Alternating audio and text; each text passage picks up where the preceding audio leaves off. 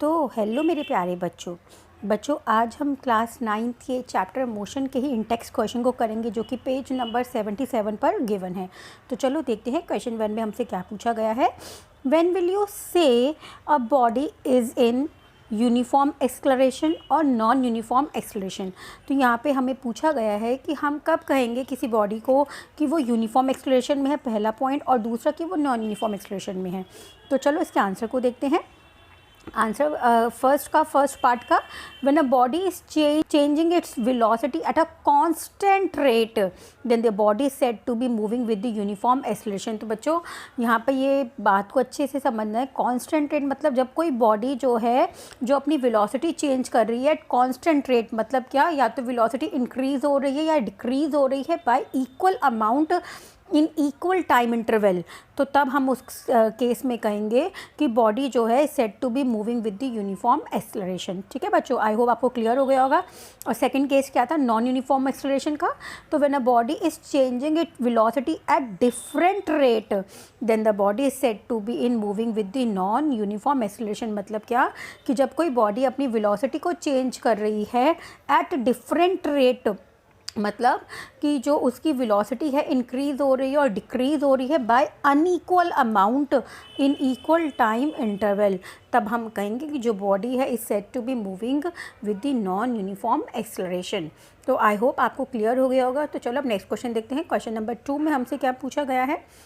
A bus decreases its speed from 80 kilometre per hour to 60 kilometre per hour in 5 second.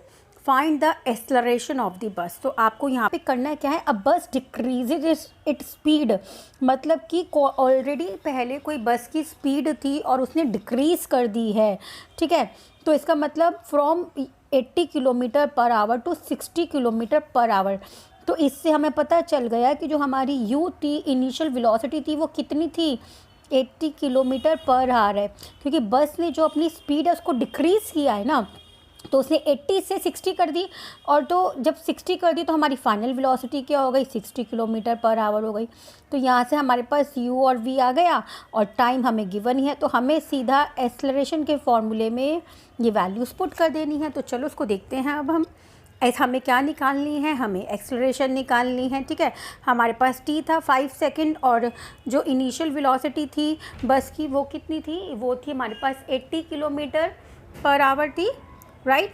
तो 80 kilometre per our है तो उसको हमें किस में कन्वर्ट करना है, तो उसको हमें मीटर पर सेकंड में कन्वर्ट करना पड़ेगा। तो मीटर पर सेकंड में कन्वर्ट करने के लिए हम 80 को किससे मल्टीप्लाई कर देंगे, 1000 से, और डिवाइड किससे कर देंगे, 3600 से कर देंगे। ठीक है, क्योंकि किलोमीटर से मीटर बनाना है और आवर से सेकंड बनाना है। ठीक है, तो इसलिए 1000 अपॉन 3600 कर देंगे।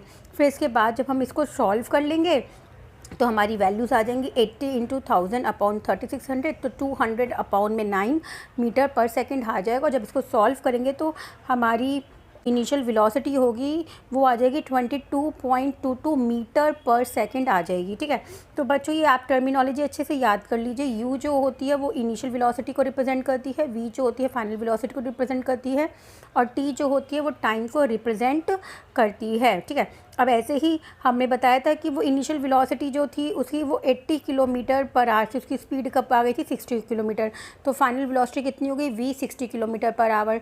तो 60 किलोमीटर आवर को भी हमें मीटर पर सेकंड में चेंज करना है, तो हमने 1000 अपॉन 3600 कर दिया, राइट।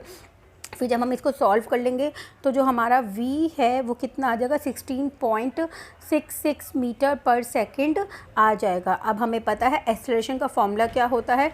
एक्सेलरेशन का फॉर्मूला होता है v माइनस यू अपॉन में t, मतलब final velocity minus initial velocity upon में t। तो यहाँ पे हम वैल्यूज़ पुट कर देंगे। फाइनल वेलोसिटी की 16.66 थी, माइनस इनिशियल वेलोसिटी की कितनी थी, 22.22 थी, और टाइम कितना था, 5 था। और यहाँ पे इनकी वैल्यूज़ भी रख देंगे, मीटर पर सेकंड और अपॉन में सेकंड। तो बच्चों यहाँ पे ये जब एस आ जाएगा तो मीटर पर सेकंड स्क्वायर हो जाएगा। तो एक्सेलरेशन का जो SI यूनिट होता है वो मीटर पर सेकंड स्क्वायर इसीलिए होता है, मीटर पर सेकंड, और टाइम का भी एक S हो जाता है। तो जब 2 S मिल जाते हैं तो S स्क्वायर हो जाता है। ठीक है, अब आप इसको करेंगे तो हमारी यहाँ पर जो एक्सेलरेशन है वो नेगेटिव में ही आएगी। ठीक है, नेगेटिव में क्यों आएगी, क्योंकि देखिए यहाँ पे जो है बस जो है वो ब्रेक अप्लाई कर रही है, तो जब भी ब्रेक अप्लाई कर रही है तो यहाँ पे जो एक्सेलरेशन हो जाती है वो नेगेटिव हो जाती है, रिटार्डेशन हो जाती है, ठीक है, डी एक्सेलरेशन हो जाती है, तो साइन होता है वो माइनस में आता है। तो आई होप बच्चों ये आपको क्वेश्चन क्लियर हो गया होगा। तब नेक्स्ट क्वेश्चन देखते हैं, नेक्स्ट क्वेश्चन में क्या पूछा गया है।